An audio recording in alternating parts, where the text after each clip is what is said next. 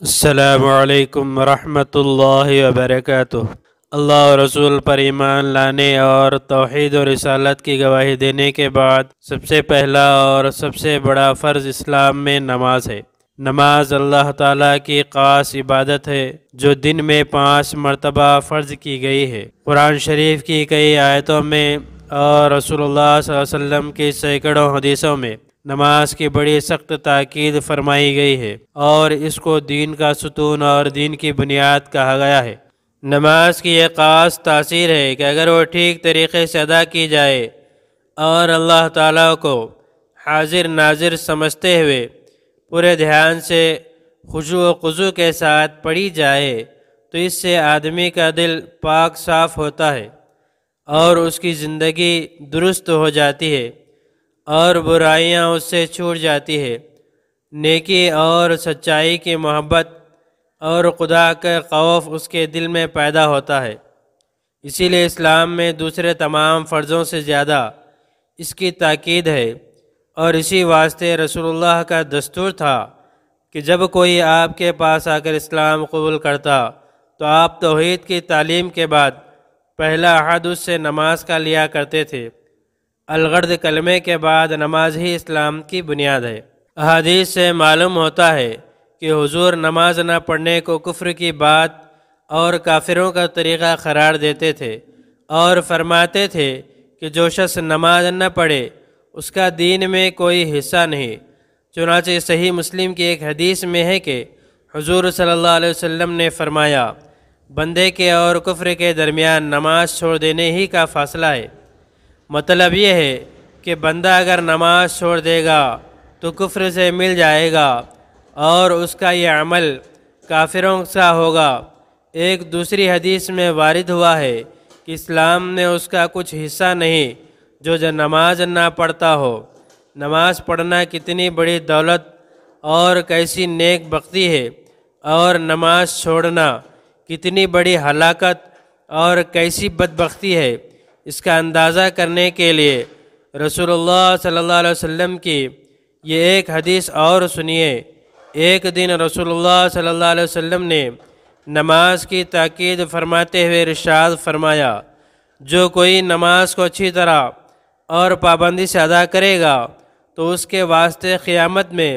وہ نور ہوگی اور اس کے لیے ایمان و اسلام کی دلیل ہوگی اور نجات دلانے کا ذریعہ بنے گی، اور جو کوئی اس کو خیال سے اور پابندی سے ادا نہیں کرے گا تو اس کے لیے نہ نور ہوگی اور نہ دلیل بنے گی اور نہ اس کو عذاب سے نجات دلائے گی، اور وہ شخص قیامت میں قارون، فرعون، حامان اور ابی بن خلف کے ساتھ ہوگا۔ ہم میں سے ہر ایک کو سوچنا چاہیے کہ اگر ہم نے اچھی طرح اور پابندی سے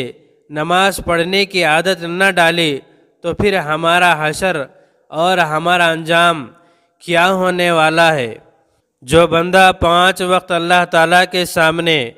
حاضر ہو کر دست بستہ کھڑا ہوتا ہے، اس کی حمد و ثنا کرتا ہے، اس کے سامنے جھکتا ہے اور سجدے میں گرتا ہے اور اس سے دعائیں کرتا ہے تو اللہ تعالیٰ کی خاص محبت و رحمت کا مستحق ہو جاتا ہے، اور ہر وقت کی نماز سے اس کے گناہ معاف ہوتے ہیں اور اس کے دل میں نورانیت پیدا ہوتی ہے اور اس کی زندگی گناہوں کے میل کچیل سے پاک صاف ہو جاتی ہے۔ ایک حدیث میں ہے کہ حضور صلی اللہ علیہ وسلم نے ایک مرتبہ بڑی اچھی مثال دے کر فرمایا،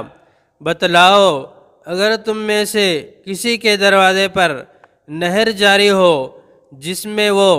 ہر دن میں 5 دفعہ نہاتا ہو، کیا اس کے جسم پر کچھ بھی میل رہے گا؟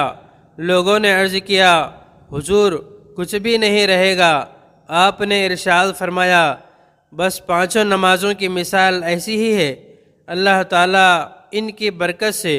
گناہوں اور خطاؤں کو مٹا دیتا ہے۔ نماز نہ پڑھنے والوں کو قیامت کے دن سب سے پہلے جو سخت ذلت اور رسوائی اٹھانا پڑے گی اس کو قرآن مجید کی ایک آیت میں اس طرح بیان کیا گیا ہے۔ اس آیت کا ترجمہ یہ ہے کہ قیامت کے دن جب کہ نہایت سخت گھڑی ہوگی اور شروع دنیا سے لے کر قیامت تک کے سارے انسان محشر میں جمع ہوں گے تو اللہ تعالیٰ کی ایک خاص تجلی ظاہر ہوگی اور اس وقت پکارا جائے گا کہ سب لوگ اللہ کے حضور میں سجدے میں گر جائے تو جو خوش نصیب اہل ایمان دنیا میں نمازیں پڑھتے تھے اور اللہ کو سجدے کیا کرتے تھے وہ تو فوراً سجدے میں چلے جائیں گے، لیکن جو لوگ تندرست اور اچھے ہٹے کٹے ہونے کے باوجود نمازیں نہیں پڑھتے تھے ان کی کمریں اس وقت تختے کی مانند سخت کر دی جائیں گی، کافروں کے ساتھ کھڑے رہ جائیں گے، سجدہ نہ کر سکیں گے اور ان پر سخت ذلت و رسوائی کا عذاب چھا جائے گا اور ان کی نگاہیں نیچی ہوں گی اور آنکھ اٹھا کر کچھ دیکھ بھی نہ سکیں گے۔ دوزخ کے عذاب سے پہلے ذلت و خواری کا یہ عذاب انہیں سر محشر اٹھانا ہوگا۔ اللہ تعالی ہم سب کو اس عذاب سے بچائے۔ دراصل نماز نہ پڑھنے والا شخص ایک طرح سے خدا کا باغی ہے اور وہ جس قدر بھی ذلت و رسوا کیا جائے اور جتنا بھی اس کو عذاب دیا جائے بلا شبہ وہ اس کا مستحق ہے۔